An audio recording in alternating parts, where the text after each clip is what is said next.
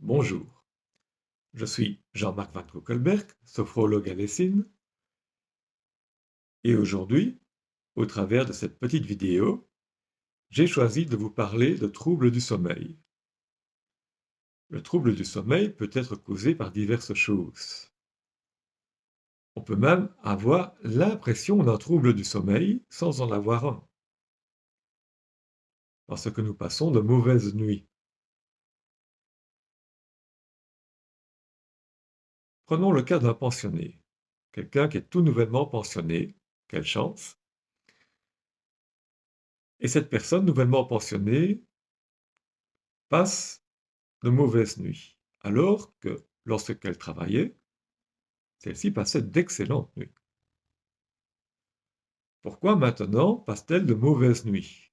L'occasion pour cette personne d'aller voir un sophrologue. Nous allons étudier ensemble son comportement journalier et son comportement de sommeil. Par exemple, la première question qui se pose, c'est lorsque vous travaillez, à quelle heure vous leviez-vous? 5 heures du matin. D'accord. Et maintenant, 7 heures.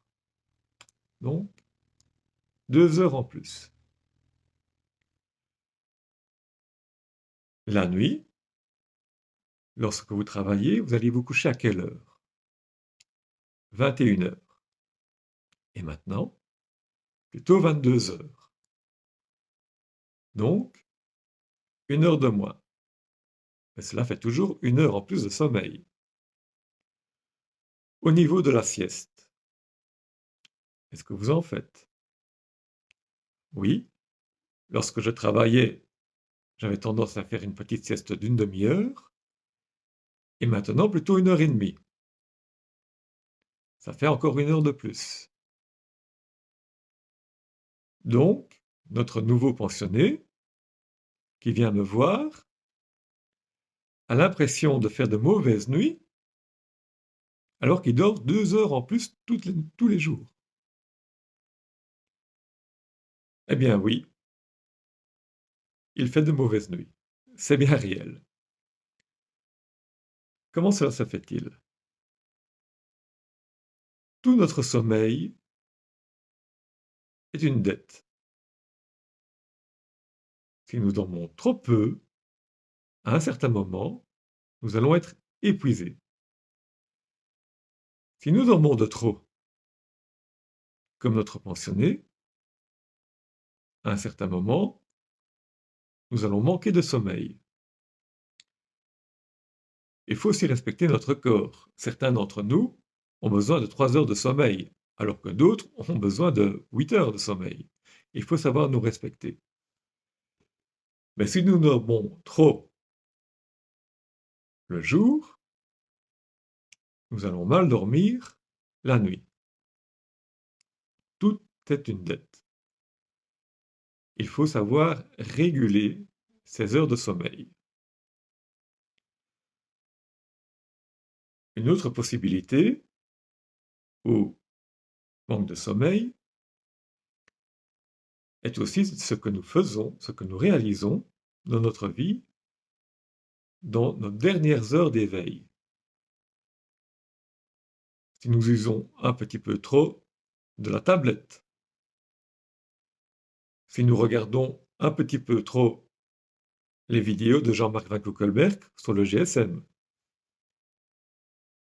si nous prenons trop de café, trop de boissons énergisantes avant d'aller dormir, cela peut perturber notre sommeil.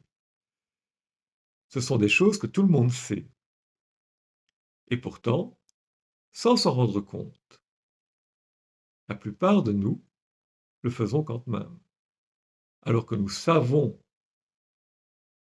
que ces choses perturbent notre sommeil, nous les faisons. Le sophrologue peut aider la personne en manque de sommeil à se rendre compte de ces choses, à se rendre compte qu'il réalise ces choses et à adapter son comportement à pouvoir trouver un meilleur sommeil.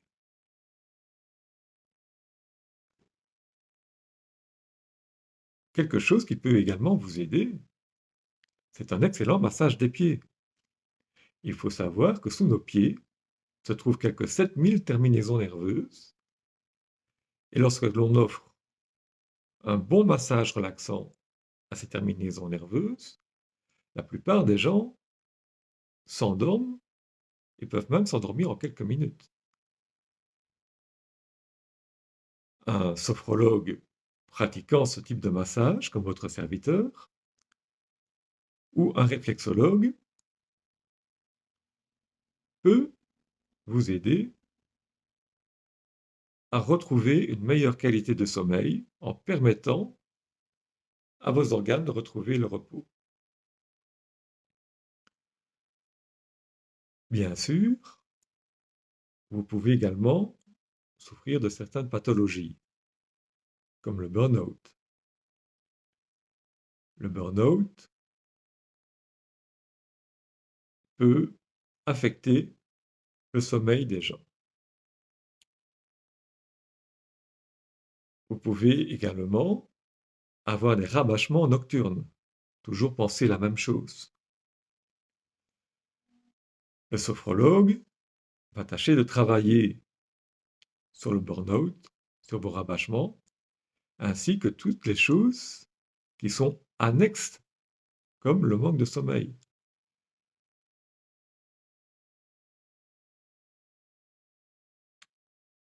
Avec l'avis de votre médecin, vous pouvez également faire une prise de sang, voir si vos taux sont bons. Et en parlant de médecin, comme je le dis pratiquement dans toutes mes vidéos, il ne faut jamais hésiter à vous adresser à votre généraliste, qui est le premier témoin de votre état de santé, sur la pertinence d'aller voir un sophrologue ou de vous faire aider. Votre médecin saura mieux que quiconque ce qu'il faut faire pour vous aider. Faites-lui confiance et ne restez pas, surtout, ne restez pas dans un état qui pourrait vous amener à pire.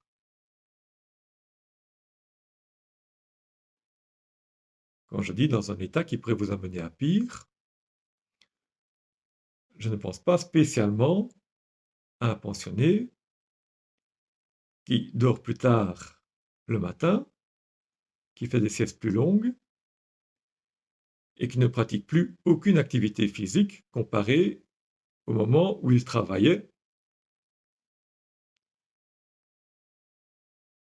Je pense plutôt à des personnes, comme je l'ai dit, qui souffrent du burn-out, ou de rabâchement, ou de dépression. Il est important de ne pas rester comme ça et à vous adresser à qui de droit? Votre médecin en premier.